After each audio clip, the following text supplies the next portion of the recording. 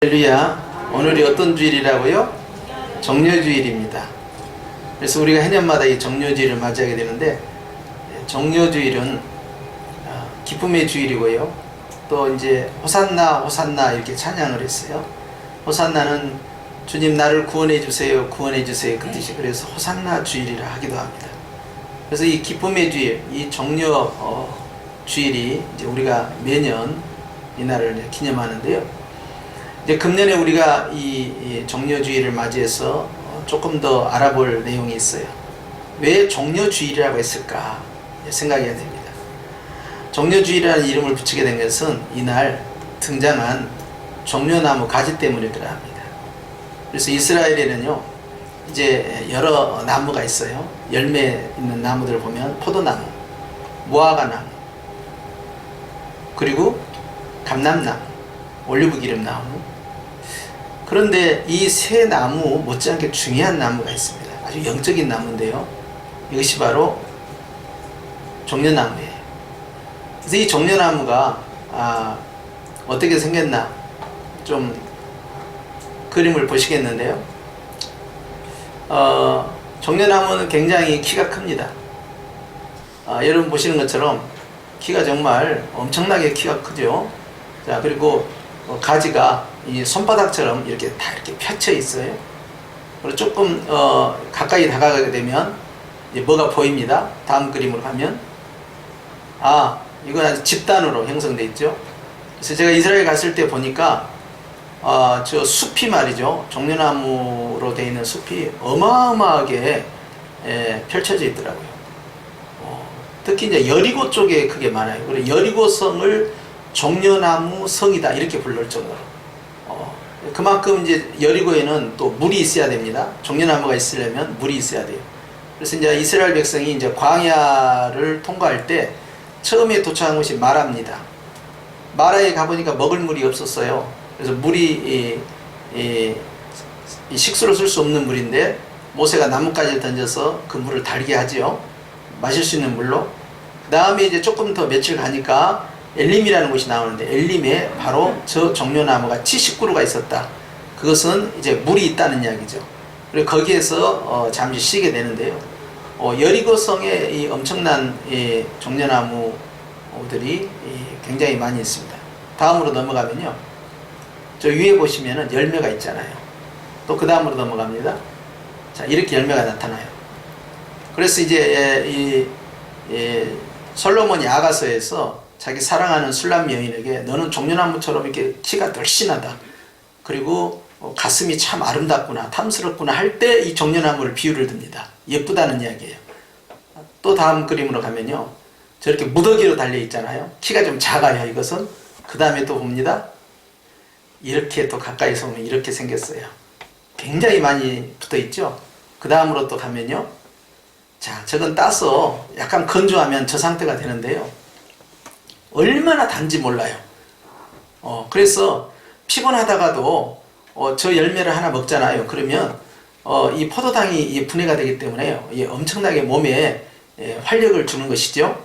특히 이렇게 더운 나라, 여기엔 이 열매가 좋은데요, 이 열매 이름을 대추야자 열매다 이렇게 부르기도 해요. 그리고 이 대추야자 열매의 또 다른 별칭이 있는데, 그건 뭐냐, 꿀입니다. 그래서 세리요한이 광야에서 석청과 메뚜기로 살았다라고 했을 때, 그 석청이 우리는 이제 이 바위 틈에 들어있는 어떤 그 꿀로 생각을 우리 해석을 해요, 전통적으로. 그런데 어떤 학자들은 저거 대추 야자 열매일 것이다. 왜냐하면 저게 또 다른 별칭이 꿀이니까, 그렇게 해석한 분들도 있어요. 어찌됐든 간에 저 대추 야자 저 열매가 굉장히 당도가 높다. 특히 이제 여자분들한테, 여자분들 몸 차가운 분들 있죠. 몸이 좀 떨어진다. 36.5도 아래로 약간 내려간다. 그리고 약간 저혈압기가 있다. 그런 분들은 이제 저거 몸에 좋다고 그래서 제가 그걸 사오게 됐어요. 그때 이 공항에서 걸리지 않습니다, 저거. 그래서 이제 가지고 들어와서 이제 나눠 먹겠는데요, 정말 달아요.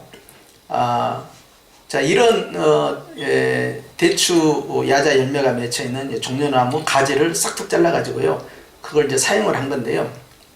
이때가 언제냐면 6월절입니다. 근데 이스라엘 백성들은 6월절에는 종려나무 가지를 절기와 관련된 소품으로 쓰질 않아요. 유대인들에게 있어서 두 번째로 중요한 절기가 추수와 관련된 바로 맥추절 또는 오순절이라 하는 때예요. 이때 이제 두 번째 아주 중요한 절기인데요. 3대 명절 가운데 두 번째도 종려나무 가지를 쓰지 않습니다. 그럼 세 번째 절기가 뭐냐? 세 번째 절기는 추수에서 저장한다. 수장절이라고 하는데 다른 말로는 또 장막절이라고 그래요. 원래는 추수와 관련돼서는 추수감사절이기 때문에 수장절이 맞는데요. 장막절이 왜 붙었냐면 이스라엘 백성이 광야에서 몇 년간 생활했어요? 40년간 생활했잖아요. 40년간 천막을 치면서 살았던 그때를 잊지 말라는 거예요. 그때도 하나님께서 너희를 다 보호해 주셨다. 그리고 너희들과 함께 하셨다. 그걸 잊지 마자. 그 잊지 말라는 뜻으로 그들이 장막을 치면서 그날을 장막절이라고 해요. 그럴 때 바로 등장한 것이 소품이 종려나무 가지예요. 이 종려나무 이 가지를 이제 소품으로 쓰고 그리고 촛불을 켜놓는데요. 자, 근데 이게 6월절에 등장을 했다 이 말이에요. 이게 굉장히 빨리 등장했잖아요. 평소에 쓰지 않는 종려나무 가지가 갑자기 등장한 거예요. 종려나무 가지와 절기와 관련돼서 썼던 것은 장막절이었는데 말이죠. 근데 이게 등장한 거예요. 근데 여러분, 요한계시록 7장 9절 말씀에 보면요. 시작. 이 일 후에 내가 보니 각 나라와 족속과 백성과 방언에서 아무도 능히 셀 수 없는 큰 무리가 나와 흰옷을 입고 손에 무엇을 종려가지를 들고 보좌 앞과 어린 양 앞에 서서 그랬어요. 여러분 보세요. 지상에 있어야 할 종려나무 가지가 지금 어디까지 올라가고 있어요? 보좌 앞과 어린 양 앞에 천상 예배까지 연결되어 있다는 거예요. 이들은 누구냐? 흰옷 입은 성도들인데 이들은 환난 가운데에서 나온 사람들이에요. 환난을 통과해서 나온 사람들, 환난을 이기고 나온 사람들이에요. 그리고 그 숫자는 헤아릴 수가 없어요. 그런데 이들이 하나님의 보좌 앞에서 종려나무 가지를 들고 있다는 거예요. 승리자들이 들고 있는 종려나무 가지예요. 여기서 주목해야 됩니다. 승리자가 들고 있다. 종려나무 가지를. 시작. 승리자가 들고 있다. 자, 그런데 그 종려나무 가지는 절기 때 언제 쓴다고 그랬어요? 장막절에 쓴다고 그랬죠. 3대 절기 가운데 세 번째 절기. 근데 15절을 보세요. 시작. 그러므로 그들이 하나님의 보좌 앞에 있고 또 그의 성전에서 밤낮 하나님을 섬기며 보좌에 앉으신 이가 그들 위해 무엇을 치시니 예수님의 재림과 직결되어 있는 사항이 바로 장막절입니다. 그래서 계시록 21장에도 주님께서 3절과 5절에서도 장막을 치신다고 했어요. 그래서 장막절은 재림과 직결되어 있는데 장막 때 쓰는 소품이 뭐라고요? 종려나무 가지예요. 그런데 이 종려나무 가지 또 다른 의미로 승리한 자에게 주시는 것이 종려나무 가지의 소품이에요. 이걸 들고 찬양을 하는 거예요. 그러니 나무들 가운데서 얼마나 행복한 나무입니까? 모든 나무가 있지만 이 종려나무 가지는 하나님의 천상 예배 가운데 동원되는 소품이니 이 얼마나 귀한 나무냐. 그래서 이 종려나무를 볼 때마다 내가 그 생각을 하는 거예요. 이야, 종려나무 가지. 계시록 7장 봐. 거기에 나타났던 흰옷 입은 무리들이 들었던 저 종려나무 가지구나. 와, 대단하다. 종려나무를 생각한 거예요. 그런데 종려나무 가지 승리한 자들이 든 그 위에 장막을 쳤다. 따라서 장막을 쳤다. 두 번째입니다. 첫 번째는 승리한 자가 들고 있다. 두 번째는 장막절에 사용하는 것이다. 세 번째가 있습니다. 세 번째는 어디로 가시냐? 우리가 아까 읽었던 누가복음 19장 38절에 보면 시작. 찬송하리로다 주의 이름으로 오시는 누구요? 여러분, 개선 장군이 전쟁에서 이긴 다음에 흰 말을 타고 따다다다다다 오면은 막 꽃가루를 뿌리고 나무까지 들어서 막 환영하고 그렇게 한다 이 말이에요. 그러니까 왕이 올 때는요, 왕을 환영하는 인파들이 쓰는 대표적인 소품이 뭐냐? 손에 들어서 흔드는 것이 그 종려나무 가지입니다. 누구를 환영한다고요? 세 번째로 왕을 환영하는, 승리하는 자가 쓴다. 장막절과 직결되어 있다. 왕을 환영하는 행사예요. 그런데 우리 예수님의 이 세 가지가 다 적용됩니다. 할렐루야. 그러니까 이 종려나무는요, 생명나무가 예수님의 나무이듯이요, 종려나무는 예수님의 사역과 삶에 직결되어 있는 사역이 나무예요. 얼마나 참 아름다운 나무예요. 나무로 태어났으면 이 정도가 돼야 돼요. 급이. 이 천상 예배까지 올라가니까 기가 막히죠. 자, 그래서 이스라엘 백성들은 말이죠, 이제 예수님이 딱 오신다고 하니까 난리가 났습니다. 왜 그런가 하니, 예루살렘에서 얼마 떨어지지 않는 곳에 예수님께서 사랑하시는 제자 한 사람이 있는데요, 이 사람이 죽은 거예요. 그 사람 이름이 누굴까요? 나사로입니다. 나사로가 죽었는데 며칠 동안 죽었어요? 3일 동안 죽어 있었어요. 그런 다음에 예수님이 딱 오신 거예요. 그리고 주님께서 이미 죽어서 시신을 완전히 입관을 시켜가지고 말이죠, 한국식으로 말하면 입관을 시켜서 삼배고 다 입히고 똘똘 묶어서 입관을 시켜가지고 동굴에 넣었다 이 말이에요. 그런데 주님이 오시더니 동굴을 열어라 하는 거예요. 장정들이 가서 동굴 문을 엽니다. 사람들은 다 에워싸고 보고 있습니다. 무슨 일인가 하고. 그런데 나사로야 나오너라. 그러니까 죽은 시신이 완전히 입관된 상태에서 헝겊으로 완전히 미라처럼 감싼 상태에서 걸어서 나오는 거예요. 까무라칠 일이 벌어진 거죠. 그걸 모든 사람들이 목격한 거예요. 그리고는 이 말이 동네방네로 다 퍼져나간 겁니다. 그리고 예수님께서 예루살렘 입성을 딱 하신 거예요. 이렇게 하시니까 사람들이 죽은 나사로도 보고 나사로를 살리신 예수님을 보고자 하는 거예요. 이야, 세상에 우리가 기다렸던 그 선지자다. 여기 그 선지자, 그것은 신명기에 나오는 모세가 말했던 그 선지자, 즉 메시아를 말하는 거예요. 우리가 기다렸던 다윗의 자손, 그들이 기다리고 있었던 다윗의 자손으로 오셔서 자신들을 해방시켜 주시고 그 어느 나라보다 그냥 강력한 왕국을 세울 바로 왕 메시아를 그들이 찬양을 했던 거예요. 그리고 심지어는 오병이어 기적까지 해결했으니 먹고 사는 문제, 경제 문제까지 풀어버린 거예요. 야, 예수님만 있으면 죽음도 해결되지, 먹고 사는 문제도 해결되지, 로마의 지배를 받을 수 없어요. 왜냐하면 이스라엘에는 왕이 없어요. 분봉왕으로 헤롯 왕이 왔지만 그 사람은 가이사가 임명한 겁니다. 그런데 실질적으로 그들이 바벨론에서 함락됐잖아요. 왕이 없어졌어요. 그 다음에 메데바사 페르시아가 지배를 했잖아요. 왕이 없는 상태예요. 바벨론 포로에서 귀환했지만 그 다음에 헬라 제국이 알렉산더가 지배를 합니다. 헬라 제국 통치 때도 왕이 없어요. 오히려 에피파네 안티쿠스에 의해서 오히려 성전이 완전히 모욕을 당하고 거기에서 우상을 섬기게 되고 성전 안에서, 그리고 돼지고기 제사를 드리고 하면서 아주 완전히 이 성전을 모욕을 해버렸죠. 그리고 내가 신이다, 짐이 신이다 이렇게 해버린 거예요. 자, 그런 모욕까지 당하면서 로마 제국이 오게 됩니다. 로마 제국이 와서 또 지배를 해요. 왕이 없습니다 지금. 그런데 장막절도 아닌데 이스라엘 백성들이 종려나무 가지를 들었다는 거예요. 누구를 향하여? 예수님 향하여. 그리고 뭐라고 외쳤어요? 주의 이름으로 오시는 누구시여? 왕이여. 그래버린 거예요. 그러니까 헤롯 왕의 빌라도의 법정에, 가야바 법정에 끌려갈 때마다 네가 유대인이 왕이냐? 그런 거예요. 난리가 난 겁니다. 왕이 생겨버린 거예요 지금. 군중들이 어마어마하게 몰려온 거예요. 그러니 대제사장과 서기관과 바리새인들 입장에서는 깜짝 놀랄 일이죠. 야, 이건 정권 교체다.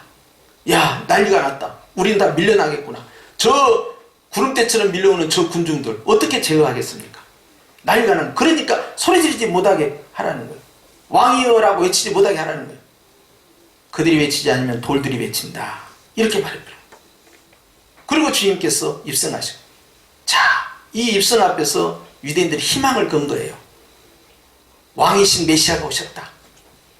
바로 모세 때부터 기다렸던 그 선지자가 오셨구나. 메시아. 야, 우리는 이제는 로마로부터 자유로워지지, 질병으로부터 자유로워지지, 먹고 사는 문제부터 자유로워지지. 우리는 최강의 국가, 다윗의 그 왕국을 뛰어넘는 위대한 하나님이 통치하시는 예루살렘과 이스라엘이 되겠구나. 할렐루야 하면서 이렇게 기뻐했던 거예요.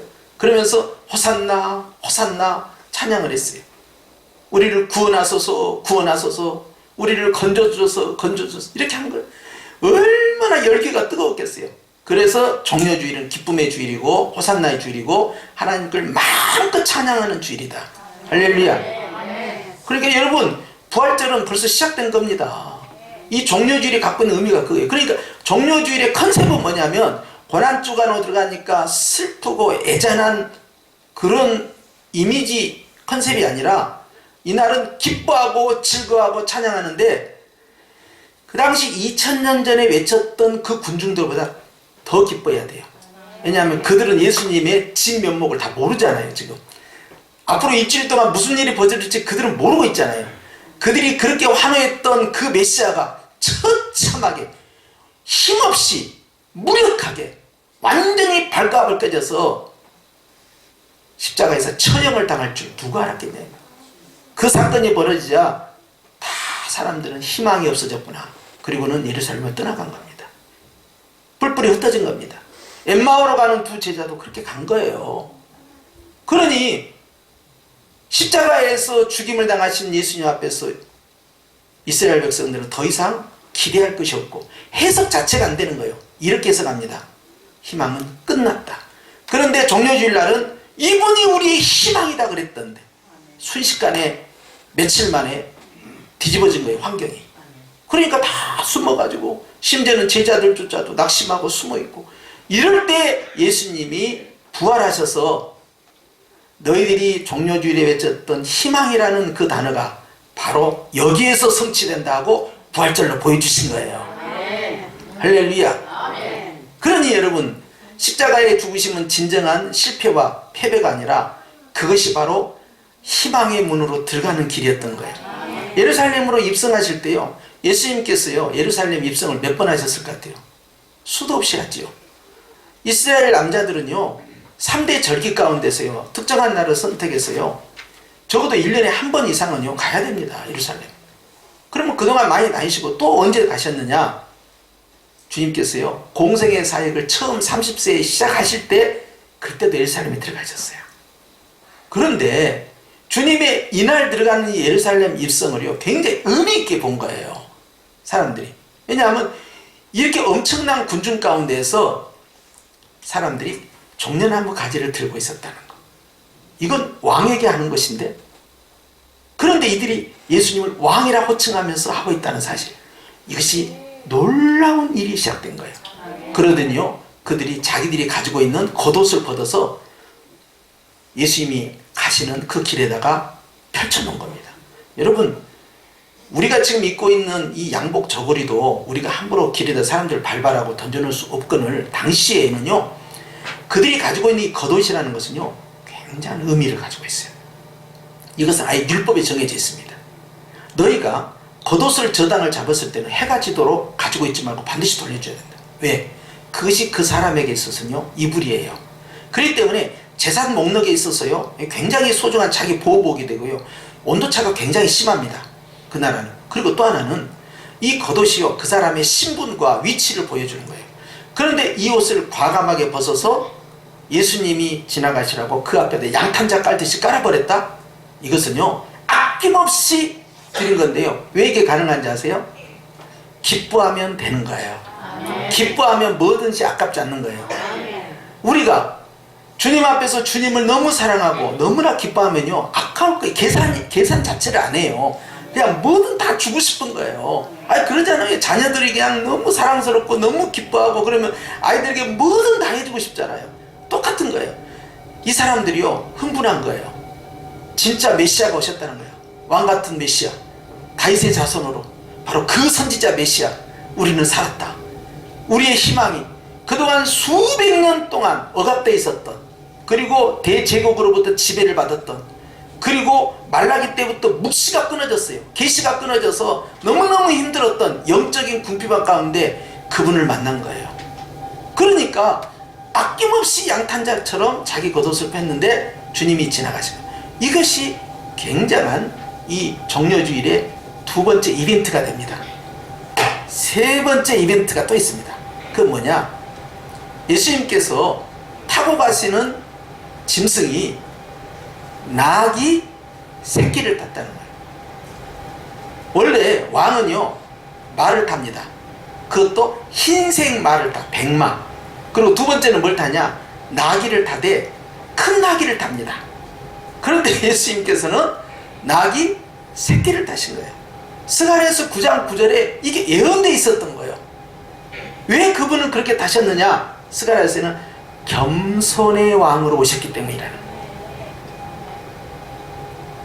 어린 나귀 새끼를 타고 가시면서요 큰 말을 가지고 위세를 보인 것이 아닙니다.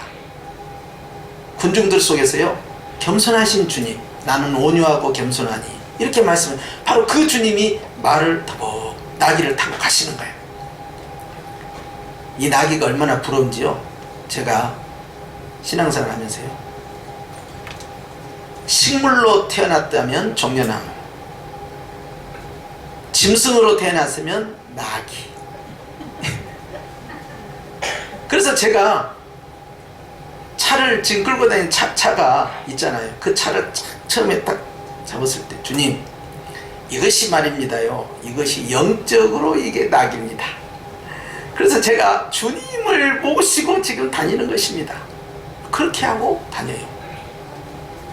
제가 두바이에 갔을 때도, 우간다로 이제 선교를 가면서도, 그때도 두바이에서, 그때는 직항이 아니었어요. 두바이 들렸다가 케냐 들렸다가 우간다로 가야 돼요. 그런데 두바이에서 딱 하나 샀다니까요. 낙타 열쇠고리 하나. 그리고는 사막 여행하기에는 낙타가 최고니까 이 낙타에 예수님 딱 모시고 내가 낙타가 되리라, 그런 마음으로 샀다니까요. 처음으로. 자, 이 나귀 새끼가 얼마나 부럽냐 이 말이에요. 예수님을 모시고 투벅투벅 들어갔는데요, 종려나무 가지가 동원됐죠, 겉옷이 동원됐죠, 그리고 예수님이 나귀 새끼를 타셨죠. 그리고 대합창이 벌어진 거예요. 주의 이름으로 오시는 이여 찬송하리로다, 호산나 호산나. 하늘에는 평화, 가장 높은 곳엔 영광. 이야, 엄청난 찬양의 소리가 울려 퍼진 거예요. 그러니까 종려주일은 찬양하는 주일이 돼야 된다. 아멘. 어떤 찬양? 기쁨의 찬양. 아멘. 그들은 예수님에 대해서 잘 알지도 못하면서 이렇게 찬양했는데요, 우리는요 더 크게 찬양을 해야 돼요. 여러분 뭐 마스크 썼다고 뭐 내가 찬양한지 안 한지 목사님은 잘 모르실 테니까 내가 가만히 있어야지. 그리고 이 마스크 같은 거 여러분 이렇게 좋은 거 KF94 이런 거 쓰잖아요. 그러면 이게 산소가 잘 안 들어가요. 그러니까 가만히 따라 안 하고 가만히 저를 쳐다보고 있잖아요. 그러면 산소가 조금씩 부족하면 잠이 설설 옵니다. 그러면 사단이 더 자라 그래요. 그러니까 따라 하십시오. 그럴 때는 막 따라서 하셔야 돼요. 할렐루야. 자, 그렇게 해서 예수님께서 입성을 딱 하시는데 얼마나 기대감이 컸겠어요. 정말 그 흑암의 깊은 곳에서 완전히 대낮처럼 밝으신 그분을 만난 거니까, 아, 이제 우리 살았구나, 그렇게 좋아했던 거예요. 그들이 십자가 고난 앞에서 잠시 흔들리고 뿔뿔이 흩어졌지만 여러분 부활을 통하여서도 다 끌어모으십니다. 할렐루야. 예수님께서 이날 예루살렘을 들어가실 때 주님은 하나님의 뜻에 따라 계획에 따라 들어가셨기 때문에 당신의 그 예루살렘 입석이 바로 고난의 한 주간이 될 거란 걸 다 알고 계시잖아요. 내색하지 않습니다. 우리 주님은 그걸 기쁨으로 받아들여요. 그것이 아버지의 뜻이니까. 여러분, 우리가 하나님의 뜻대로 살 때요 항상 푸른 초장만 있는 게 아니에요. 어떨 때는요 순종한다는 것이 너무 힘들 때가 있어요. 하나님 뜻대로 산다는 것이 너무 괴로울 때가 있어요.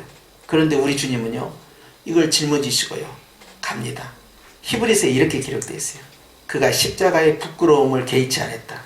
왜? 십자가에서 모욕을 당하고 조롱을 당하고 옷이 다 발가벗겨지고 그리고 채찍질 당했잖아요. 가시메일관을 쓰고 침을 뱉고 마음을 얻어 맞았습니다.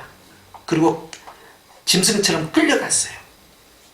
온몸이 만신창이가 된 상황에서 못질을 하고요 네가 선지자며 네 자신을 구원해라. 이렇게 조롱 가운데서 피를 흘리시고 그 창에서 물과 피를 다 쏟으신 거예요. 주님이 스스로를 구원할 수 있는 분임에도 불구하고 그 권세를 사용하지 않으셨습니다. 이유는 딱 하나예요. 바로 저와 여러분을 구원하시기 위해서. 저와 여러분이 가지고 있는 모든 죄와 허물, 과거의 죄부터 장차 지을 미래의 죄까지를 십자가에 다 못 박아 버리시고 더 이상 율법의 저주에 묶여 있지 않도록, 더 이상 마귀로부터 희롱당하지 않도록 주님이 완전히 죄값을 청산하셨으니 그것이 바로 십자가의 복음이에요. 그 복음을 우리가 가지고 있는데 당시에는 몰랐어요. 그러나 우리는 알고 있어요. 주님의 죽으심이 바로 나의 죄의 죽음이란 사실을. 여러분, 종려주일은요, 하나님 아버지께서 예수님을 통하여 우리를 구원하시는 거룩한 구원의 행진이 되겠습니다. 우리가 4월 월삭 때 받았던 말씀과 오늘 이 종려주일을 통하여 우리의 마음 가운데 선포하고 싶은 것은 이번 4월에 따라서 합시다. 우리를 구원하여 주시옵소서. 우리는 다 구원받은 백성이지만 우리 삶 가운데서 여러분 우리는 코로나로부터 구원받아야 합니다. 구원이라는 것은 건짐을 받는다는 거예요. 우리 나라와 민족이 건짐을 받아야 됩니다. 세계 경제가 건짐을 받아야 됩니다. 너무 힘들어하고 있어요. 너무나 많은 사람이 죽어가고 있어요. 우리나라와 비교할 수 없는 엄청난 사람들이 죽어가고 있어요. 그리고 경제는 완전히 얼어버릴 뿐만 아니라 아주 고속으로 직하하고 있어요. 대공황이라고 해도 어울릴 만한 엄청난 상황이 우리를 향해 달려오고 있습니다. 어떤 사람은 4월이면 끝나겠죠. 어떤 사람은 아니야 6월까지 할 거야. 어떤 사람은 아니야 7월까지 할 거야. 그래. 우리에게 소망이 하나 있는데요. 4월에 끝나게 하여 주시옵소서. 아멘. 이제 그만 거두어 주시옵소서. 아멘.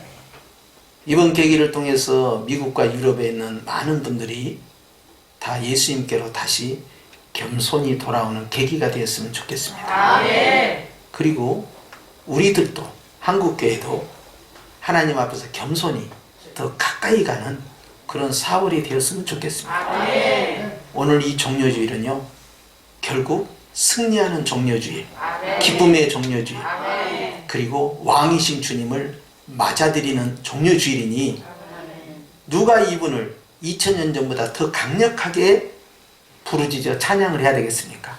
바로 저와 여러분이 아니겠습니까? 아멘. 한국교회가 아니겠습니까? 아멘. 우리가 바로 이 길에 들어가는 것입니다. 아멘. 그러니 오늘 찬양을 뛸 때도 믿는 힘을 다하여 목사님 크게 하면은 이게 침이 튀어가지고 옆 사람한테 피해가 어쩔까요? 마스크 쓰셨으니까 큰 소리로 찬양하시고 오늘 우리의 마음 가운데 주의 평강이 넘치시기를 예수님의 이름으로 축원합니다. 기도하십시다.